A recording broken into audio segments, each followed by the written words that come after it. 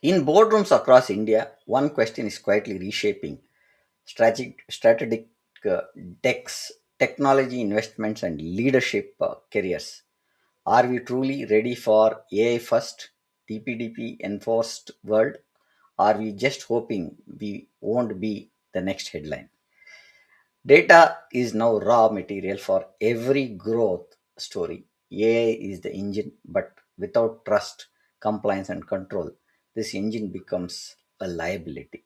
As India operationalizes DPDP and executives double down on AI, CISO, DPOs, and CISO business leaders must a new kind of question, not just are we compliant, but are we building AI ready privacy programs that our teams actually run every day.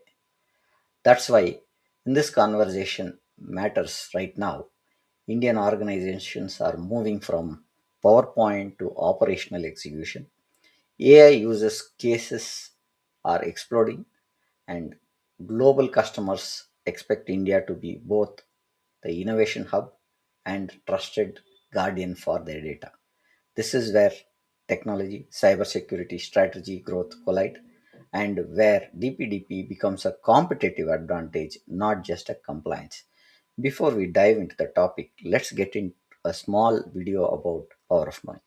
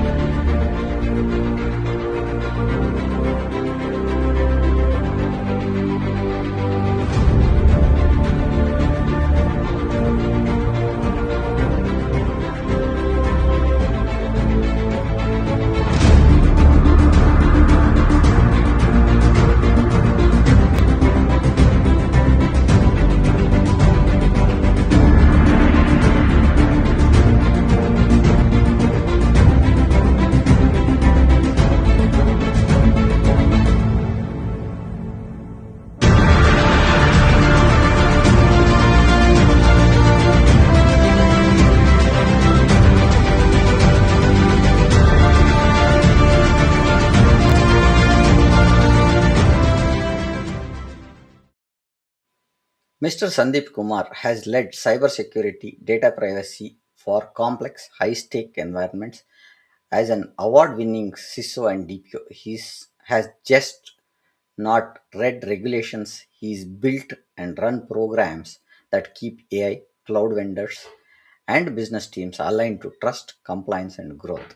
His work sits squarely on four pillars of Power of Knowing Forum, where we call the four pillar drop technology, cybersecurity, strategy, and growth, translating regulation into the real world results for leadership teams and Indian delivery centers serving global customers.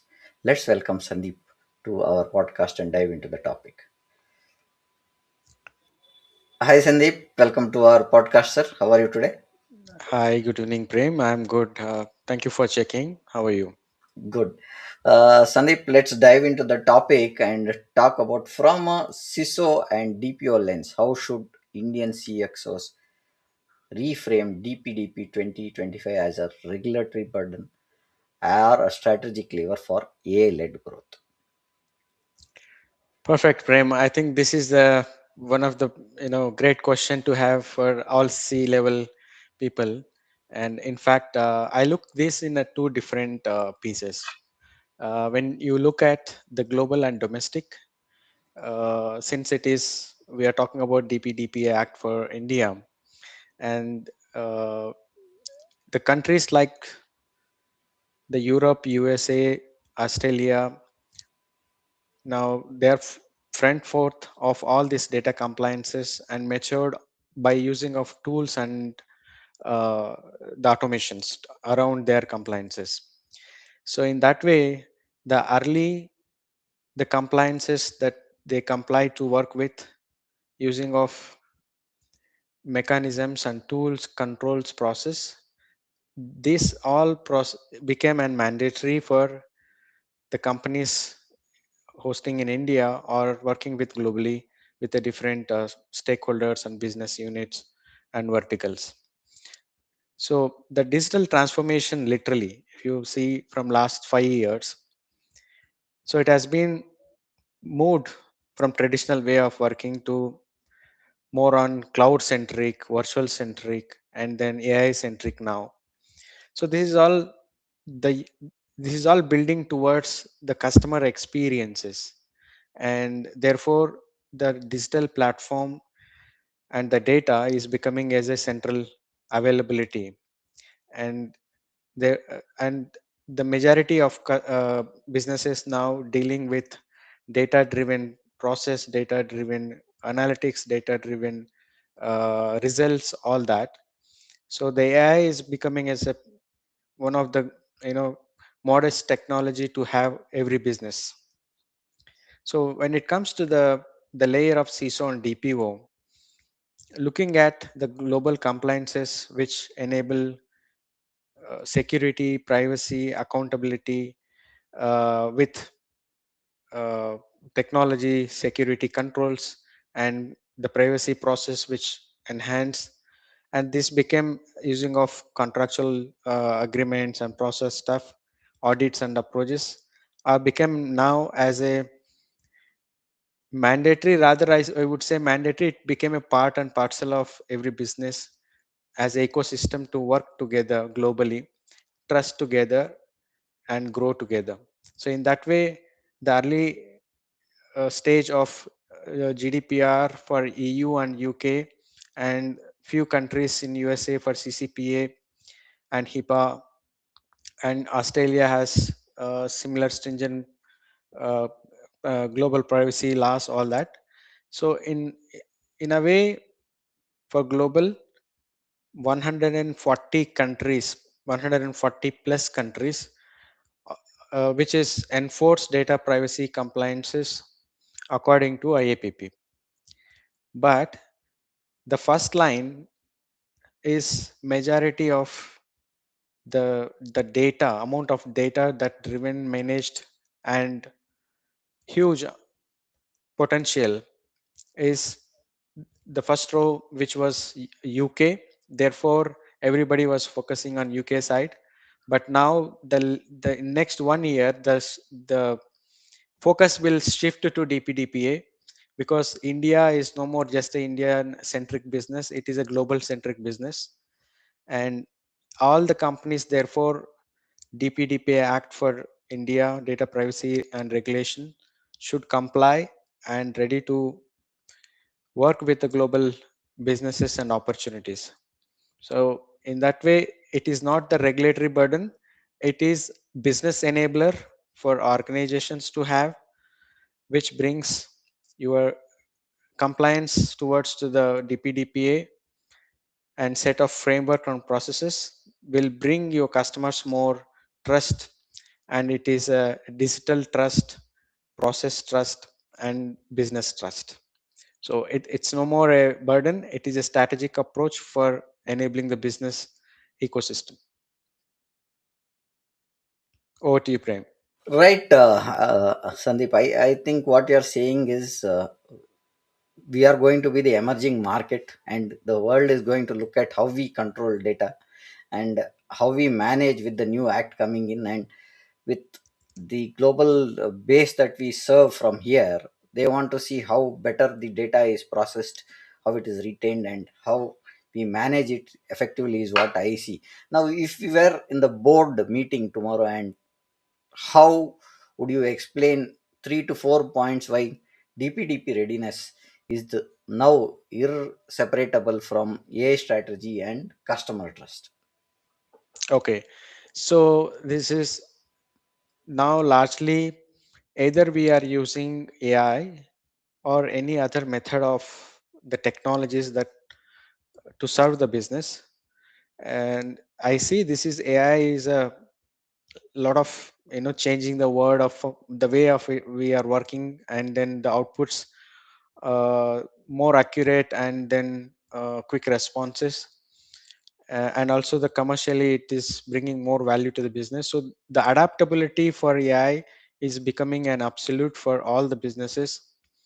Therefore, the organizations, when all their product services, and either it is a B2B or B2C, reaching their customers in the last mile using of AI, either it is a support call, I mean the calls driven, chat driven, or operational, all that L1 activities has been handled, and therefore it is easy to adapt and it is easy to follow for companies. But for us, as a the hat of CISOs and DPOs, is the security and data regulations and privacy is one of the key area to look any implementation such as.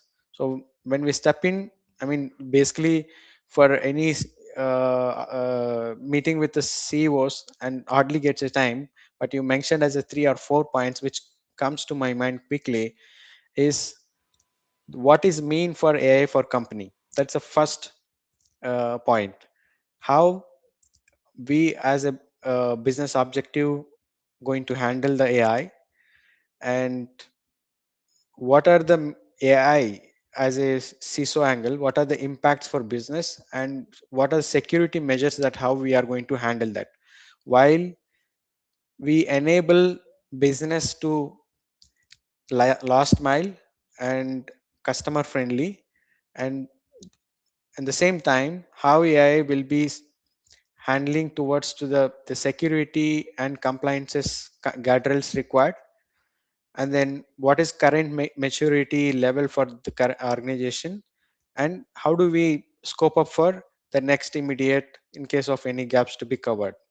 Having said this is all point of the approach, the business support, understanding the current situation of their systems process and complexity risk, and then have your extended support from the security and compliance team for business growth. So this is the first step that as a three pillars that I see: opportunity, risk, and your roadmaps are three major pillars to have and deal with the required things, and that is how you can opt if need an additional budgets and timelines, etc. Over to you, Now, Prem. with that, now as we spoke to the board, now there are few organizations or for any Indian organization just starting, right? Now, what are the non-negotiable first 90 days to build a AI-ready DPDP program? Yeah, this is a very good question. Largely, many of other countries that they establish the companies in India, and the biggest worry is where to start, what to start, and when to start. Right. So, except that I put this is in maybe two or three categories. Number one, the matured organizations, which they are already working with some of the global compliances and regulations, well managed, and the process is in place, and for them it's probably a 30% of effort to tweak. But whereas the middle enterprise and uh, kind of a SME, that is a biggest problem that I could not say problem, but it is a uh, the more clarity needed how to do and what need to be followed. Therefore SME layer and the recent startups are need to wake up and do step by step the phase manner of approaches, so that in next 12 to 18 months they can able to qualify the compliance is needed. The step one probably I can say understanding their collection of data first, before that the business, the objectives, and what kind of data that they deal with the different supply chain and cross border functionalities, nature of data that they deal, and amount of risk that they handle. So that is the first layer of thing which they need to lay out.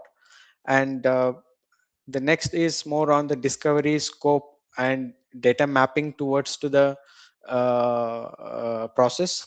So that is either using of ROPA, or it can be any other methods that they should know that the different types of data that they collect, process, and store, how categorization of those. And then the next level, once that layer is matured, then the, then after 3 months, or probably after the first month is this discovery, scope, and data labelings and mapping. The second or third month is more on the consent. How do we manage the consent management frameworks and response mechanism, and drive towards the policies in terms of the data, DSRs, data subject request management. And these are having the Spark for managing governance, and frameworks for continuous monitoring and governance. All that is the step two. And step three, more on the operational maturity testings and validations towards, in case of incident breach, how do you notify, do you have the breach notification policies, BCPDR policies, validation and testings in place, and the testings on the DR rights, and while when there are some candidates, or it can be your customers, how do they raise a request to the fiduciary in terms of accessing the rights and deletion of rights, modify, or it can be um some reporting related to the issues, all that. And you, most importantly, your data privacy notice on the website. So make this basic 4 or 5 steps ready. And among the DPDP Act says 23 rules, and there are significantly rule number 2, which is immediate requirement, which talks about user account consent management and your data security piece. And then the rest of them, you have 1 year. I mean, basically organizations has 1 year time to get that qualify. And there are the consent management, which is one rule which goes beyond for 18 months. So for it is for the people who is going to build consent management process and DPDPA relationships, all that. So I don't think it is much more complicated. It needs the clear idea of 23 rules, what it talks about, and where organizations today stand. If they are starting fresh, as we mentioned, step 1 2 3 to qualify and test themselves, and keep their at least 80% ready by next year November. And May 2026 is the cutoff for now, which every all the organizations within India to qualify, and therefore the enforcement will kick on. Over to you, Prem. Got it. So what you are saying is, and there's a step-by-step process that has to be followed, and this process needs time, which we have to look at. And as TPDP is also evolving, which is at the evolving stage for India, and how the adoption also has to take care is there is a step-by-step process which is being defined, and those are the DPDP rules that are there, is what I understand from what you are saying. Yeah. Now, if a CISO or a DPO has a slot of 30 seconds with the CEO, what are the three actions should they push immediately while we talk on these pointers?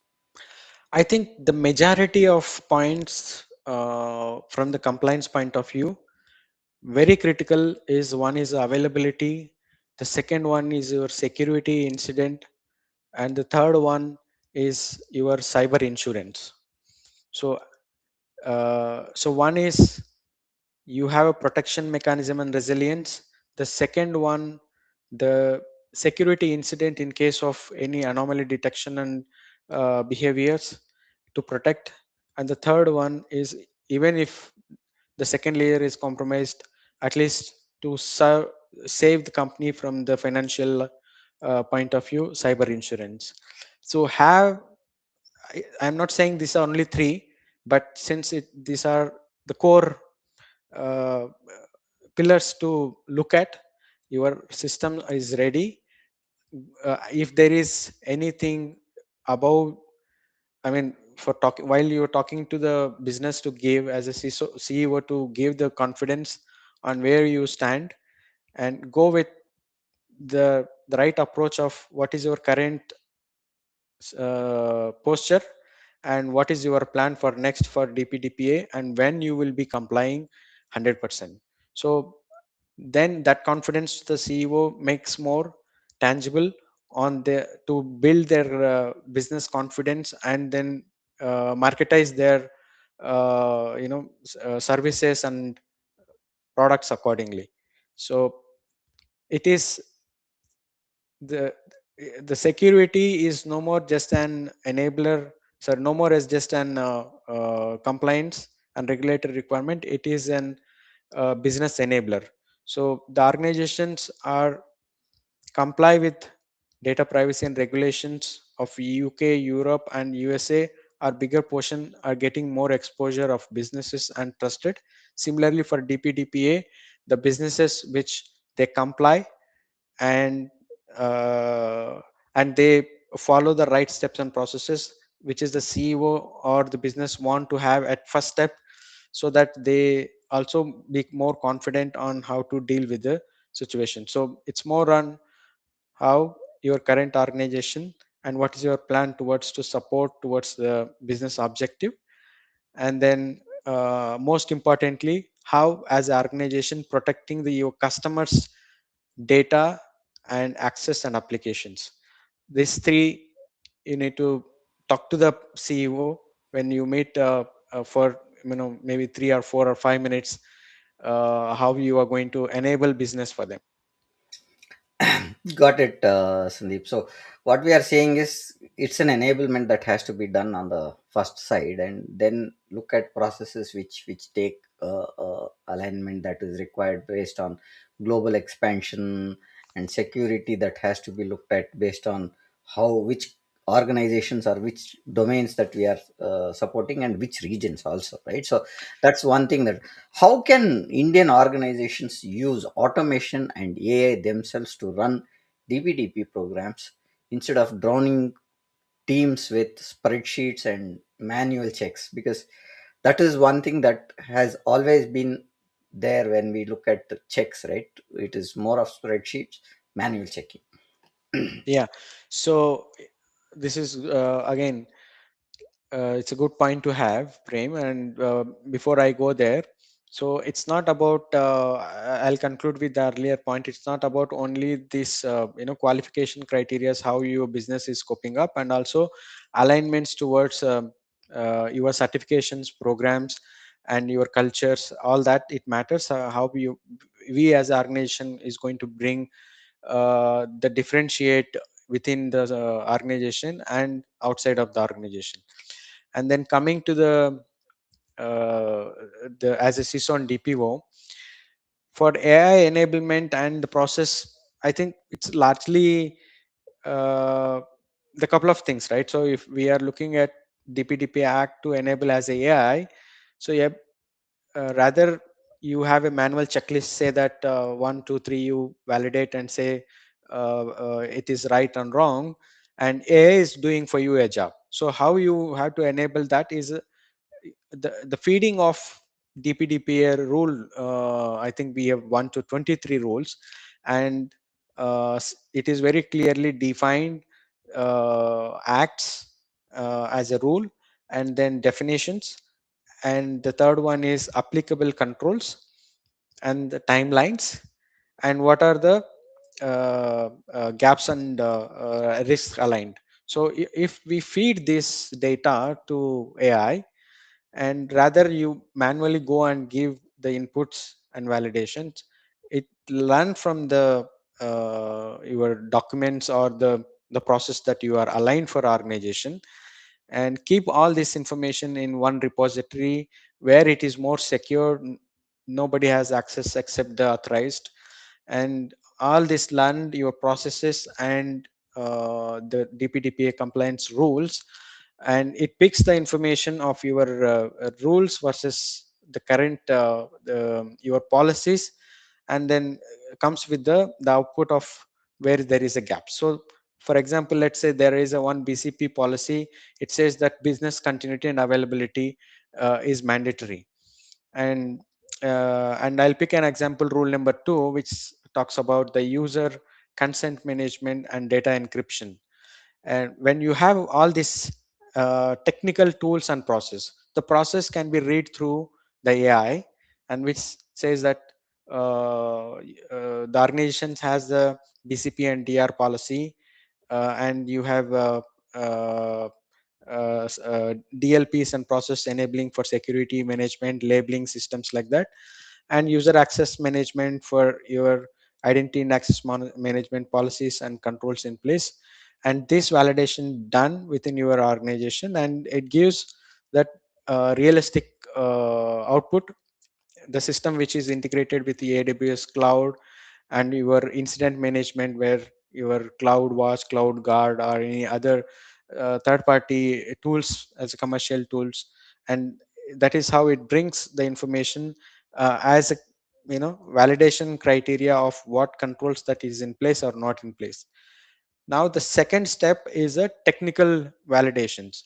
When it comes to the technical validations, it needs human intervention along with the AI, because it also picks amount of the incident raised from your tooling. And then there are some security, and there's some consent management if that is not followed by manual, and you have some incident management along with that IT ticketing system, or some SAP systems or whatever, using of the supporting channel for consent management and responding to the clients. And that can also be integrated, and it will bring that number of DSRs, digital subject data subject rights, and here we call it as a principal rights, and received versus closed and gaps. So the largely AI should have the reachability for validation of your contracts, which is your SCCs and DPS, and your policies, and then your and your automation of your CI/CD pipeline with the cloud workloads. And that brings a good amount of maturity information within your organization, that where you stand in terms of the complying for DPDPA rules. So it might need little effort on automation. Maybe then you just run the playbook of a query, and it every 3 months or 6 months and annually twice and thrice, and you the dashboards can be presentable within your organization, or it can be for your customers and stakeholders. So that is how I see privacy enhanced templates you along with the AI enabling. So feeding these informations, and we can able to reach good amount of the accuracy information, instead of investing on a lot of third party tools. Of course, that comes with the cost and other elements, and I'm not ignoring those them, but it is something can be done, and we can have internally checks and balances to manage using of AI based DPDPA. Over to you, Prem. Thank you for that, Sandeep. Now, when we get into obligations, right, where we see how the organizations connect, right? So that's where I wanted to ask you, how should organization connect DPDP obligations to real AI pipelines, which you are talking about before, right? Pipeline side, Right. from data collection and labeling to model training and maybe deployment also. Correct. So we have to keep in mind of the principles of Data Privacy Act. And I look at this, the first more it's like everybody we know this transparency and accountability, all that. But the AI, what the purpose of the AI that we are building, and who are the end users for that, who is consuming business, and how we are collecting. So I will say the first is a data principles, the consent is one of the key area to look at, and how AI is going to communicate with the platforms of consent management, or the if we don't use third party consent tools, then your internal IT tickets and process, how do you manage and deal with that? The second one is the purpose. The data AI is collecting data, the purpose and the limitations are very, very important. And therefore, the availability of the system and accountability and transparency. So that comes with secure by design of AI ethics and process, and there the accessing the data, processing the data, storing the data, consent management, deletion of data, governance, and then therefore in case of any security incidents towards to the AI system, anomalies for governing and incident management, all this becomes an ecosystem of managing the AI platform or the service. And then the integrations, most importantly, we talked about earlier question, integration with your policies, controls, and your records of processings, and the cloud environments, which is your real time data that collects informations, right? So these are the main guardrails that uh, the technical and obligations towards to manage those as a AI pipeline to have. Think important pointers there, how pipelines have to be defined, how it is to be looked at, and how the data collection has to be looked at when we collect data. In DPDP plus the AI world, how should Indian organizations rethink vendor SaaS and cloud relationships, especially when they are processing for global customers? So this is very every organizations has very big problem with the supply chain Yeah, across the globe. And since uh, the data privacy kick in from the largely more enforced and strictly followed from the UK and US, sorry, UK and Europe GDPR, and in India now as a DPDPA. So the penalties and obligations towards to the Tom's technical organizational measures, not having adequate security controls is an obligation, and not reporting breach is obligation, not responding to the data consents or principles, data objectives, all is obligation. So we need to look at all this, that I mean the contracts that we work with the to protect the individual's data from the customers as a controller to processor and processor to sub-processors. All this supply eco chain should run with master service agreement, which has been carved out, and therefore all the technical, contractual, legal, and your reporting system for breach and cyber insurance, all is equally prioritized between the, when I say DPDPA, then it is between the fiduciary and processors, and if it is a GDPR, controller, processor, and sub-processor. The interesting part is here, in GDPR we have the equal responsibility and liability. We can say controller and processor, or sometime we can even say uh, the same controller and to controller. So both can be a controllers. In DPDPA, you have a fiduciary and processor. You can have a fiduciary, I mean the accountability majority of the obligation with fiduciary, and whereas processor is not the majorly accountable, or maybe obligation on penalties are not applicable comparatively the fiduciary, right? So therefore, It can be an organizations working with your supply chain, which is probably your vendors, partners, and uh, tier one, tier two, tier three vendors. And you need to be, I mean, the organization should be very careful on choosing those uh, supply chain vendors to prioritize the end customer data is being maintained and properly enable due diligence before tests or validations before we onboard them. And coming with the AI, now AI brings a lot of quick turnaround time. The assessing this due diligence of the third party supply chain using of AI, it can be people use third party SaaS platforms, and then probably some co-location vendors or data centers. So validating those becomes an every quarter and every monthly job.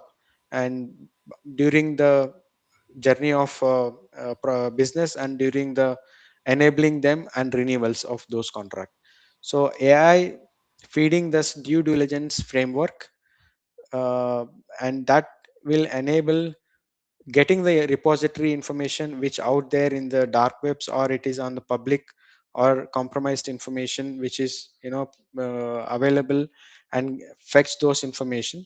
And the second one is um, the internally trained information where the criteria of selecting the partner and validation of due diligence can also be optimized and carefully looked at. I think majority of DPO's 50% of workload is on the supply chain security, risk, and due diligence and compliance that will get reduced with proper data sets training to the AI, and probably continuously monitoring and have this modifications enablement. Manual intervention will 60 to 70% will reduce, and then you can have that 30% based on case to case or based on the scope to deal with each customer, I mean each vendor or the supply chain. I think that's the pointers that I wanted to have a discussion today, Sandeep. I think we are saying DPDP is going to be evolving as we started with the conversation. DPDP is globally looked at implementation, seeing how data is going to be secured across, because we service most of the global customers. Now, few takeaways that I have noted when you said on the DPDP front is DP and AI is now boardroom topic, not just a legal or IT issue. That's the first point that we want to take.